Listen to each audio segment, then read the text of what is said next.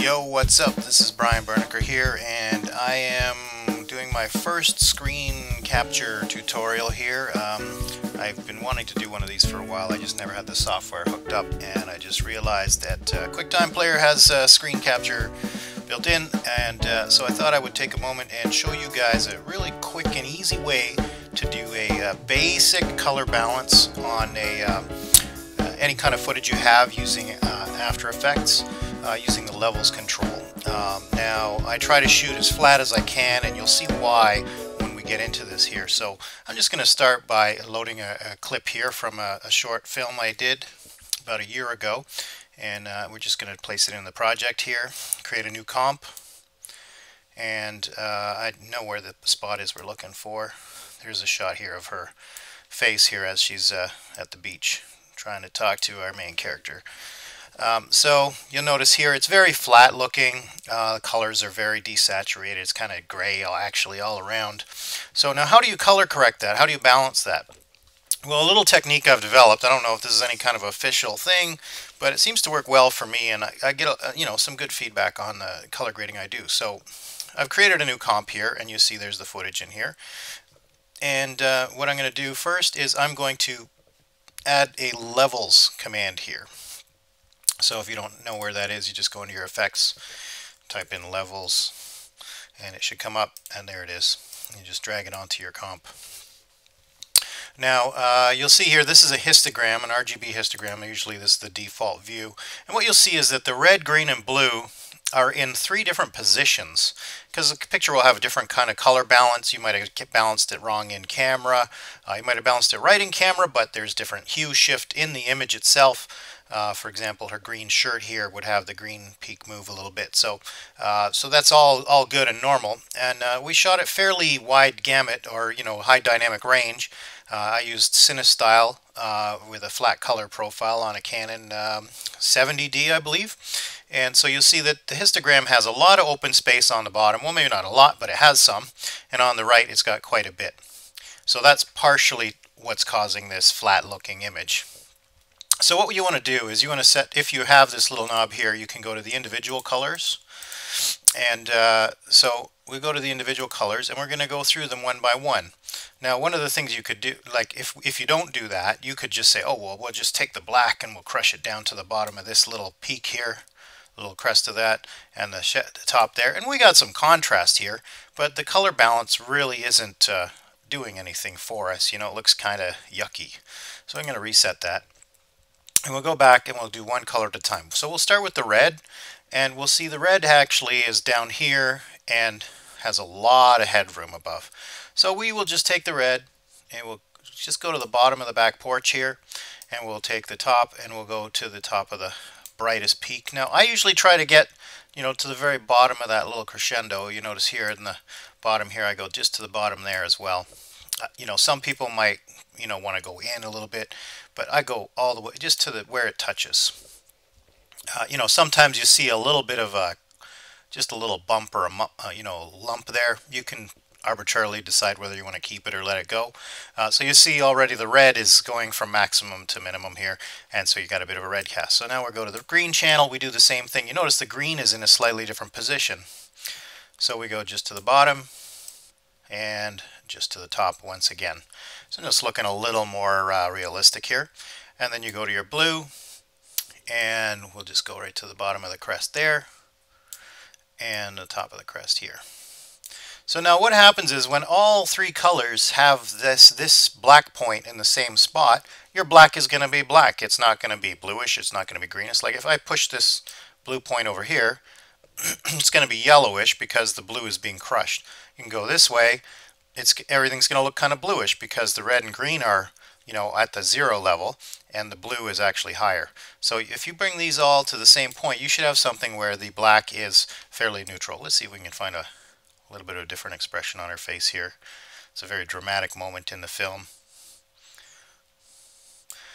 So you can see here we've got a relatively neutral image, but it might not be quite to your taste. Now, a lot of people, they spend a lot of money on calibration hardware, etc. and it's not a bad thing. But at the end of the day, when you do your final grade, you're going to be doing something that's going to be based on an intuitive sense of what you want to do in the picture. You might want to have something, you know, the popular teal and orange, or you know, you want to make it a little cold for the mood or warm. So I kind of, you know, if I know the image is relatively well balanced, I usually go with intuition anyways. Not to say that a calibrated monitor isn't going to help you there. So what I'll do is, again, I go through each of the colors, and now what I do is I move the middle dial. So I've already got the floor and the ceiling here, the limits. And you notice here, since I moved to a different spot on the timeline, I'm actually a little bit below the peak. You'll notice if you scrub through, it will move around. So you can inspect that and say, oh, you know, maybe I should have brought that over here a little bit. Same thing with each of the channels. You can, here's your green, and oh, it looks like I have done that. See, on this frame it kind of works, on that one it doesn't. So, or even this one here, see, it's like way down. So I'm going to look for one that's got a little bit of an overflow on it, like this frame, and we will go in there and we will bring this so that it's touching the top. And same thing with the blue. We'll just take a quick scrub through, look for any peaks that are going a little higher, because otherwise we're going to crush the whites, right? We don't want to lose our whites or blow out the whites. So we have a nice image that has full contrast. Our dynamic range on the finished thing, if you look here now, is the full black to white. So we're going to go back to red here, and you see here is our image. We'll find that nice expression on her face, a very dramatic moment in the film. And now we're going to take this middle dial, and this is basically your gamma control for each color. And we're going to just play with it. We're going to just slide it all the way over here, and you say, oh, that's way too red. That's way too green. So, and that's really basically what I do is I go too red, too green, too red, too green, too red, too green. And I kind of train my eye to see that. And I go, okay, well, that's too red still, that's too green. And maybe somewhere in here that looks just about right. Now, of course, I was on location, so I know what color this sand is. You might think, well, that sand's not supposed to be neutral. It should be a little warmer. Okay, so you know that from your eye. So then you go to the green, you do the same thing. Too green, too purple. Too green, too purple. All right, okay, that's still a little too green, right? Okay, come back, come back, come back, come back. That's starting to get a little too purple, maybe. Come back a bit. Somewhere around there. Okay, so now we go on to the blue. Too blue, too yellow. Too blue, too yellow. Okay, so once again, I know what color the shirt's supposed to be. I know what color the sand is. I'm going to say that's somewhere in the right ballpark. Maybe a little bit more that way. So now we have a relatively nicely balanced image. You can go to your RGB channels, and if you don't like the gamma, you can dial this in, put a little more contrast in it, that sort of thing, and you have your footage more or less properly graded. I'm going to look at that now. I say, you know what, that looks maybe a little too yellow, or something doesn't look quite right. So I'm going to go back in the blue channel. Just bring that a little bit more like that. Maybe it's not quite warm enough. I'll just bring this one over a little. So now I have a relatively, yeah, see, you know, this is something, you know, you're going to tweak this for a bit here and there. But, you know, you get your basic grade in position fairly quick using this technique. So now another thing, you know, because it's flat, tends to be desaturated, so you can just go with your hue and saturation, drop that on another, and then you can just saturate it a bit more. And now another little trick I do this in photography quite a bit. I don't know if I'm giving away a trade secret here, but what I will do is I will go to the reds, and I will increase that by like +4, and the reds go a little bit more towards the yellow, and then I take the yellows and I go -4, and I bring them a little bit more towards the reds. What you end up getting is a more of an even skin tone. It's really not evident on this particular example, but I find it does have a nice pleasing quality. It creates a nice pleasant skin tone on images. Now, that's not necessarily something you want to do if you're doing a zombie who looks like he just died. You know, pleasing skin tone is maybe not what you're after. But, you know, for general purpose, I'd say that looks pretty good. So let's just take a closer look in here. A little bit out of focus. Camera was kind of rolling in and out there. But you will see that she's got that, you know, pretty balanced color. You know, now on this hue and saturation tool, since we've already done our levels to get our basic balance. There's a couple other little tricks I did. You notice I took the reds and the yellows and I manipulated them individually. A lot of times people will just say, oh, I'm just going to play with the saturation and dial it in, or I'll rotate the hue of everything. Well, that's really difficult to manage. But it's really good for isolating particular colors. So like you see the green on her shirt here, you might want to do something specifically with that. You can actually use this and you can dial in just the greens. You say, okay, well, how do I know I've selected the right green? Well, you just crank this up, and now we've got lots of green all over here, and you see this green is like blowing out here. So something's definitely working. And then what is this nonsense up here? Most people just kind of ignore it. Well, this is basically saying these are presets, really. This green is a range of color that is in this range here. So obviously this is yellow, this is red, magenta, blue. So let's say this green of her shirt is maybe a little bit more towards the yellow than the preset. So then you can just actually take this and slide it over. Let me see if I'm going to embarrass myself here.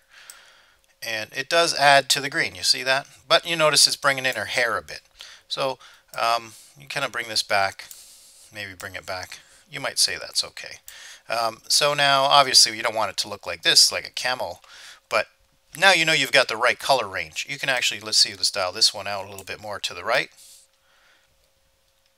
Okay, it doesn't seem to be doing anything. So most of the greens are in this area already.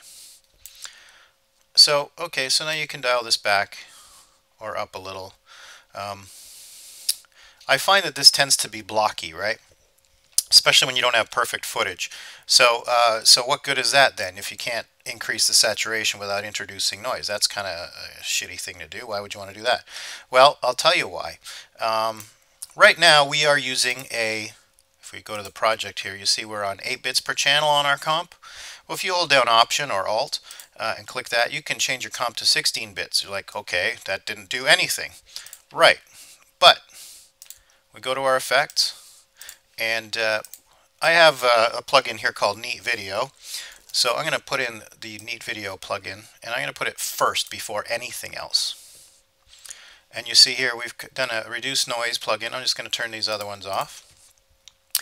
And I'm going to go to the options for Neat Video, and we'll bring this over here so you can see it. And we'll hit the auto profile.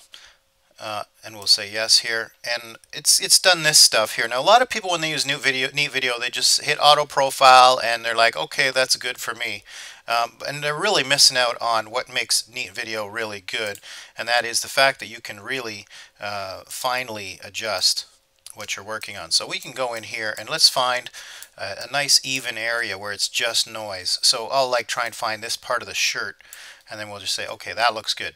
Now see these little buttons here? This is for custom building a profile. Instead of hitting auto, you can say, I want to select manually this area in the box. So we go, okay, here. I'm going to hold the space bar, move around, and there's a skin tone in her neck. There's a relatively flat area there. So I'm going to add another sample. And then we go over here. Let's see if we can find something on the dirt or the water. There's a piece of the water, relatively even, so we take a sample there, and you notice it's sort of filling out the graph here. You try and find areas of the image that are varying densities or lightness and darkness. Here's some skin on her forehead, maybe we'll get a little bit of this, and we'll hit that one, and you see it's build this up a bit too. Come down here, we'll get the ocean sand here.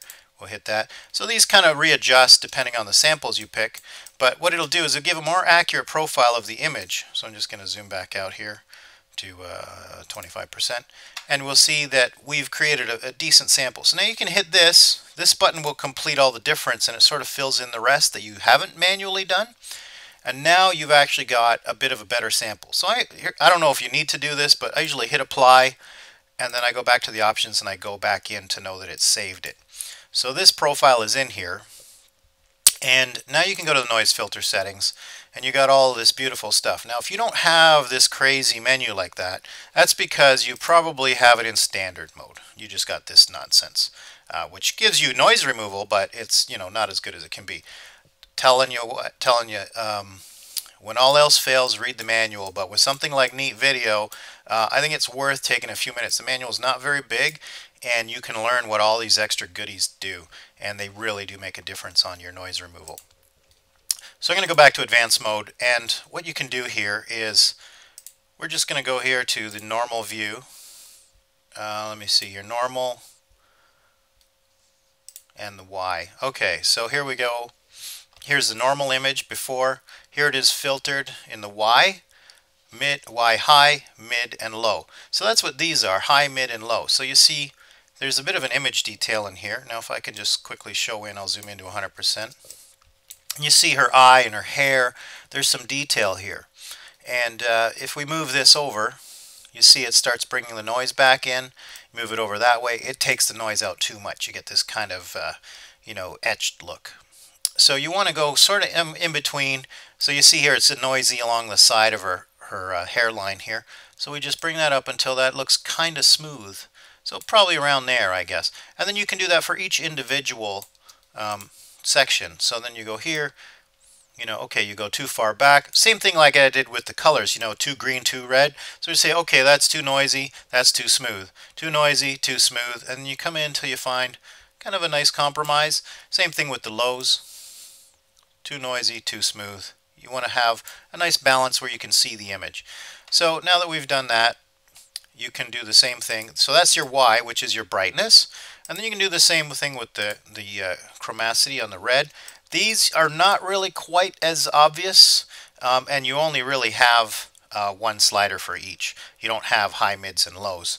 So sometimes you can just put this view on, and you can see everything. And here's your CR and your CB, which is your red and your blue. So we go in here, and you see this is very, very, there's really hardly anything to see at all. But if you pull this down, you see it's kind of like got like a modelly, blotchy kind of thing happening. And you crank that up, it just gets way too smooth. So this is how your color is rendered. So you can bring this down till you get you see that blotchiness start to disappear. Same thing with the blue. Right, you got a little bit of noise in there and starts to disappear. So now another setting in Neat Video that people often overlook is this very low frequency setting. Now this is not the ideal image that would be affected by this, but if you have shots that are in the dark, mostly black or very dark color, you'll have these the noise comes out, but you got this large blotchy, I don't even know what you call it, but it's sort of like these blobby kind of chromatic colors, like these blue and red kind of things that are just blobbing around in the dark. When you turn on this very low frequency setting, it manages to tell Neat Video, I guess it basically adds another noise level where it goes high, medium, low, and then like very low. There's no slider for it, but it just kind of automatically knows, and it will remove in most cases those ugly blobs. So make special note of this very low frequency adjustment. So now another thing I like to do is let's just go back to the normal view here and go to 100%. Another thing I like to do is I like to put a little bit of sharpening. You could do it with an unsharp mask after the fact, but I like to do it in Neat since I'm using a plugin anyway. Why add another layer for After Effects? So I turn on this one, and it gives it just a little bit of sharpening, and I'm okay with this. Sometimes I'll bring this down to 50% or 30. You kind of get a feel for it when it's in the edit, so you might want to come back and change it. I usually tend to leave this conservative checkbox on. If you turn it off, you see it gets sharper. Here, let's just bring this up to really high. So you see it starts getting a little crazy. It's like unrealistic. You turn this on, it's better. In fact, now that I look at this, I can see that her skin is like really, really plasticky looking. So we might have actually set some of these levels a little too high. So we can just bring some of this down. And you see here now we're getting a little noise in her forehead again. So we can bring this back up until we get rid of some of that. Same thing, same thing with the other channels. So I'll bring this back down to, let's say 50% because I like it. And then these are the frequencies, high, medium, and low. Same thing with sharpening. So let's say we turn off the high sharpening and we'll put up the mid sharpening. You see what that brings up? Brings up these kind of middle tones, but you get this little bit of a haloing effect, kind of like you see on really bad HDR when somebody gets too excited early on. See how it creates this dark shadow around her ear? Well, that shadow's not there. It's just an artificial thing that the sharpening does. It brings in these hard shadows to make it sharper. So you can go in, you can tweak these. Same thing with the ultra low, except it does it on an even bigger scale. So I can bring that in just to give it a little bit. I usually tend to go, I'll go like 10, 20, 30, increasing scale. So the one is, the highs tend to be more than the mids and the lows. So, you can play with this, but I find that it's not entirely a bad thing to use. So, don't be hesitating to play with these. Mind you, I put on conservative because I find when you get this out of here and you're done, it actually looks maybe a little too sharper than what it seems to on the screen. Maybe it's because it's in motion.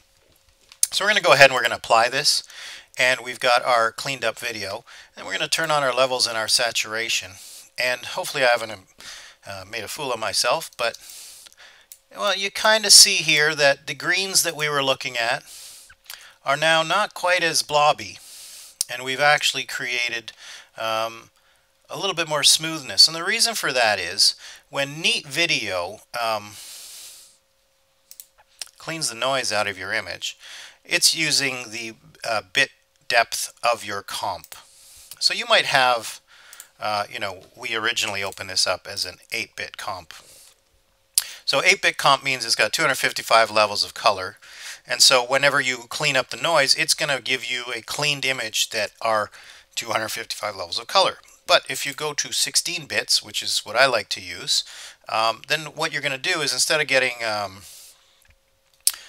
255 levels of color, you're going to get some much higher number. I don't know what it is, 65536, I think, levels of color.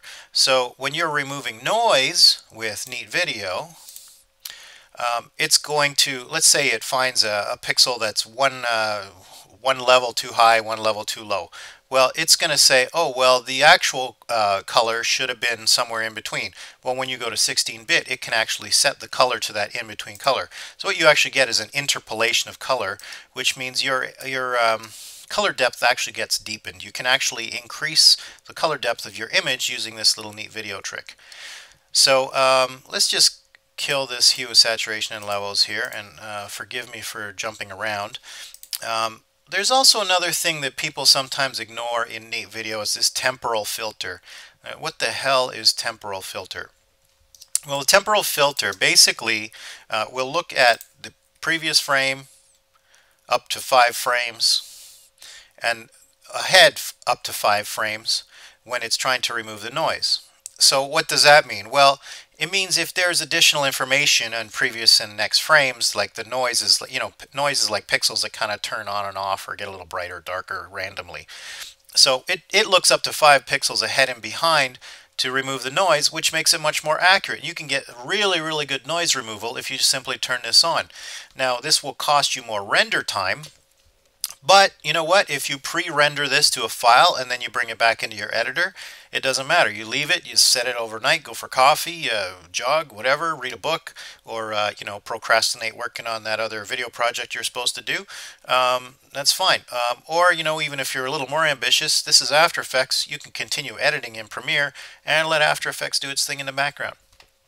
So we're going to turn this on. I'm going to put on the maximum 5, which now actually is looking 5 frames forward and 5 frames back to remove the noise. Adaptive filtration, what this does is it says, you know what, on this particular frame, we don't need to be so aggressive, so it's going to actually dial it down a little bit. So when you do this, it kind of gives you a little bit more time saved on rendering. Another thing I should mention about Neat Video is, I showed you how to go to advanced mode and standard mode. I also should show you that there is a thing called, is it under preferences? Preferences. You can actually do profiling, performance here. So there's actually a little tool in here that will test your video card and your computer together, and you can do a benchmark here. Like I've got a GTX 780, and it's telling me that if I use 5 cores on my CPU, which I have an i7, so it doesn't want to use 8 of the virtual cores, it uses 5 of them, so I guess it uses 4 physical cores and then 1 virtual extra. and it'll also use my GPU, and it'll make Neat Video run faster. So this is something you really want to do when you first start using Neat Video. You want to use this tool to get your best performance out of your hardware that you have. Otherwise, Neat Video might run on defaults and it'll be slow. So there's no reason not to do this step. If you ignore everything else I've done, you should at least do this.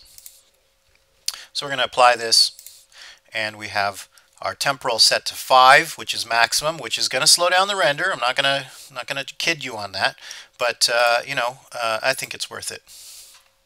So now we have our image cleaned, and then we go to our levels, and then we go to our hue and saturation, and we find I've overdone the green. But you'll notice that these green patches that were these big blobby, square, pixely nonsense still looks bad. I'm not going to say it looks correct, but it does look a little bit more smooth, and that's because of the interpolation between the 8 and the 16-bit on the colors. So, you can adjust this more. It really depends on the quality of your source footage, but you see here, the difference is it's actually usable. You can do a little bit more work with the saturation if you need to. So once again, you take a look at this and you think, okay, that doesn't look too terribly bad. Well, here's the after, and here's the before. So you see, very flat, dull color, and now we've got a really nice graded shot. So that's pretty nice here. There are a lot of other things we can do. I can do some blemish removal. I can, do some other nice fancy effects, little tricks here and there. But really, this is kind of I'd say a little bit of a basic color grade. Maybe a little bit more advanced because I showed you the Neat Video trick and the way to manipulate colors. Let's say I didn't like the color of her hair. I have, the yellows I can go into here, and I can adjust these yellows. See how it went green? I can make her hair a little more warm colored. You see how her hair changes color there? There it is here, all around the halo around her hair. So I had that on -4, I believe.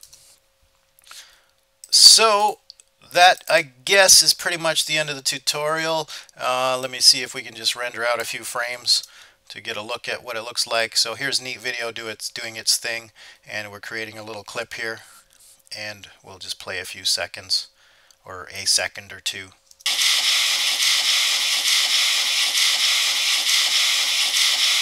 So I guess that'll make a splash.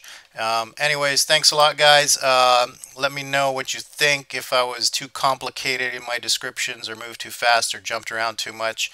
When you're working alone, you tend to do these things without thinking about what other people are going to think. But this is kind of my quick trick for how to do levels. Maybe just a quick recap. Reduce noise will remove your noise and bring it down, which you want to do on a 16-bit comp. Levels, that's the basic deal with levels. Do each channel individually, get your back porch or your black point, and your ceiling, which is your high point. You want to make sure that you go right past the end of the histogram and get just to the actual image data. Red, green, blue. On each channel, you want to move these left and right till it's not too blue and not too yellow, etc. for each of the other channels. And then, you can do this final RGB one for your gamma, and then you start to play with, you can either make another copy of a levels, or you can use hue and saturation, or whatever tools you want to use. So that's kind of the basic trick. I find it gets me really quickly to a decent grade, and very much usable footage most of the time. Thank you very much, and this is it.